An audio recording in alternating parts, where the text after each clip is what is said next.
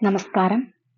8ാം ക്ലാസ്സിലെ അടിസ്ഥാന പാഠാവലിയിലെ കനിവും കരുതലും എന്ന യൂണിറ്റിലെ കുരുവിയും കാട്ടുതീയും എന്ന പാഠഭാഗമാണ് ഇന്ന് നാം ചർച്ച ചെയ്യാനായി പോകുന്നത്.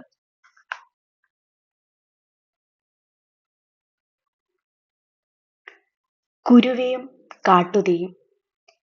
കാട്ടിൽ തീ പടർന്നു. പക്ഷികളും മൃഗങ്ങളും ജീവനു വേണ്ടി പരക്കം പാഞ്ഞു. ഒത്തിരി മൃഗങ്ങൾ കാട്ടുതീയിൽ വെന്തു മരിച്ചു. ഈ സമയത്ത് ഒരു കൊച്ചു കുരുവി മാത്രം പുഴയിൽ നിന്നും കൊച്ചു ചുണ്ടിൽ വെള്ളം നിറച്ച് ആളിക്കത്തുന്ന കാട്ടുതീ കെടുത്താൻ ശ്രമിച്ചുകൊണ്ടിരുന്നു. കുരുവി ഇത് പലതവണ ആവർത്തിച്ചു.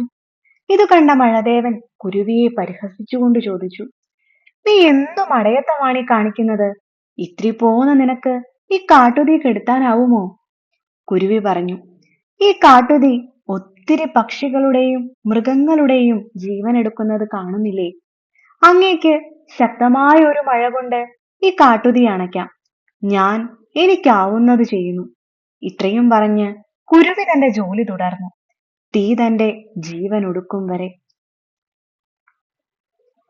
ഈ മനോഹരമായ കഥ എന്താശയമാണ് നമുക്ക് നൽകുന്നത്? എത്ര വലിയ പ്രതിസന്ധിയിലും തളർന്നിരിക്കാതെ നമുക്ക് ചെയ്യാൻ കഴിയുന്ന കാര്യങ്ങൾ നമ്മളാൽ കഴിയും വിധം ചെയ്യുക. വിപത്തുകളുടെ മുൻപിൽ തളർന്നിരിക്കാതെ നമ്മളാൽ കഴിയുന്ന സഹായം ചെയ്യുക എന്നതാണ് പ്രധാനം എന്നീ കഥ നമ്മെ പഠിപ്പിക്കുന്നു.